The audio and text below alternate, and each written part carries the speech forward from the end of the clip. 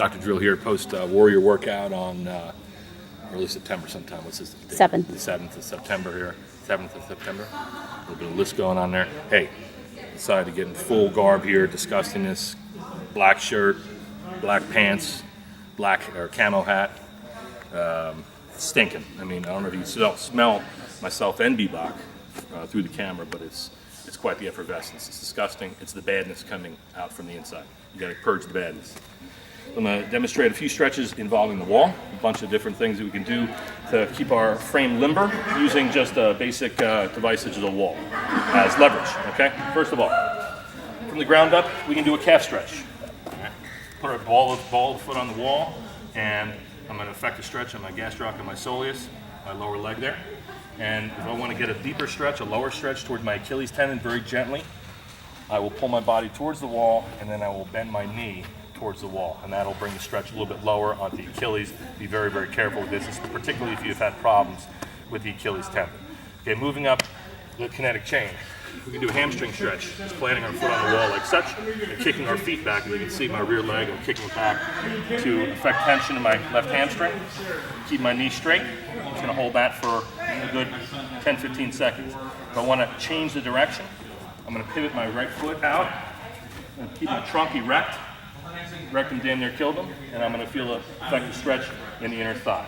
Okay, that's your hamstring and your adductors, or the muscles that pull your legs together.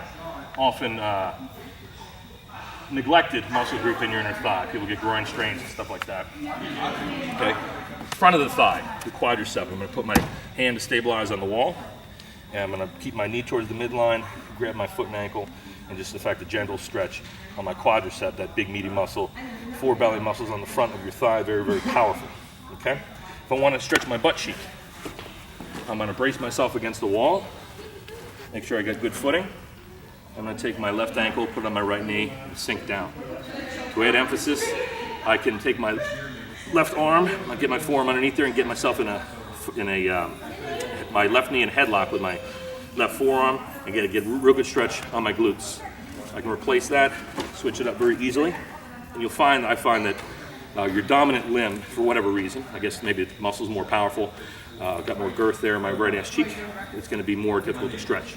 But I'll get that good stretch. I can sink down. I can stretch my inner thigh, just hold like this. This is a good posture, just work hardening on the knees. You don't want to go too deep, you can get some internal derangement, some knee injuries right there. Yes, yes? Okay. I can put my hands on the wall. Bend forward to the waist, and I feel a good stretch in my low back and my lats. An exercise called the Oberst butt wiggle, where you can grab a wall, or you can grab a railing, horizontal railing, like such. Bend your knees, lean back, and sway the ass. If I bring my body to the right, I'll take my ass and bring it or if I swing my body to the left, take my ass, bring it to the right, and vice versa. Do a little fishtail, you feel a good stretch here. Moving up the body, I can reach my hands all the way up, feel a stretch in my chest and my shoulders. Real good for the chest and the shoulders, safe stretch. And I can do this one side as well. It's one of my favorite stretches. It's like a one-sided doorway stretch. Put your hand flat on the wall, lunge forward with the same leg that you have the arm posted up, and twist a little bit, and you feel a good stretch on your chest and your shoulder. Good to go. Okay, what else we got? You can do your forearm and finger flexors just by putting your hands on the wall and dropping them down in succession, like such. Okay. You can do a cross-body shoulder stretch using leverage with your meaty portion of your forearm. Reach across and produce your body weight towards the wall. You feel a good stretch on your deltoid. What else we got? A good one. Oh, this is awesome. Okay, now I'm going to go into a series of low back stretches. Low back stretches are really important. Using the wall, start. You can do what I call mounting the wall, where you're going to get perpendicular to the wall, you're going to spin, and put your feet flat on the wall. From here, you can take your left ankle, put it over your right knee, and just lower your body. As your lower body and your rear end approaches the ground, you feel a really good stretch in your glute. You can switch that up. Right. Another good one for the inner thigh in this position is this one. Okay, I put my heels on the wall, my knees are largely straight, and I break with my feet, my heels rather. So if I want to go down a little bit further, I can do that and get a nice stretch in my inner thigh, just like that. Hold that for, hang out here for a few minutes. You can do crunches, you can do all kinds of things. Some low back stretches that you can think of doing, if you have ever suffered from low back pain, to rid yourself of that, you assume this ritual, this hygiene every morning, okay? Let's say you wake up, you sleep on your back, or sleep on your face, on your side, whatever you do, curl up in a fetal. You're gonna get yourself in a hook lying position. This is called the hook lying position, say that. Hook lying position. Right here, the hook lying position is defined as feet flat on the ground, knees at 45 degrees, arms out to your side, just kind of breathing in, okay? What you're gonna do first, okay, is you're going to do the windshield wiper. You're gonna let your knees fall to one side, and you're gonna try to bring this top side knee, in this case my right, towards my face a little bit, and I'll pull it down, gently twisting the torso, switch it out the other way, okay?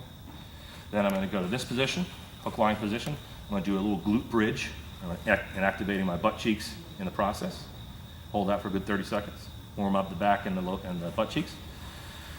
Cross my leg, left ankle over right knee, pull the left knee towards the right shoulder. Good butt cheek stretch. Good butt cheek stretch, other side. Gonna roll into the lobra position, not the cobra, but the lobra. Okay, it's very safe, okay? Plant your elbows on the ground and posture up very gently like such. If you're extra flexible, you can move to the cobra, but I think the lobra is sufficient for most people. The last stretch I will provide is going to be the side torso stretch, where you're going to bias yourself on your left butt cheek, take your right foot, bring it over and as close to your hip as possible, close to your waist as possible rather. And then you're going to focus on allowing your torso to slide down your upper arm, just like such. You're going to hold that. You're going to feel the stretch in your obliques, also in the muscles, a big powerful muscle of the low back called your quadratus lumborum, which assists in stabilizing you and side-to-side bending, oftentimes implicated in low back problems. Switch it up. And that is a series of stretches that you can do using a wall, using the ground, as a ritual, as a hygiene. When you get up in the morning, it's like you brush those nasty teeth, and some of you guys really got some nasty teeth and horrible breath. Just like you brush your hair, comb your hair, pick the lice out, brush your teeth, you know, clean yourself up, make you look your best, put your neon clothing on. You're gonna roll out of the rack after limbering up like that, and you feel like $1,000,000. Yes, yes? Yes, sir.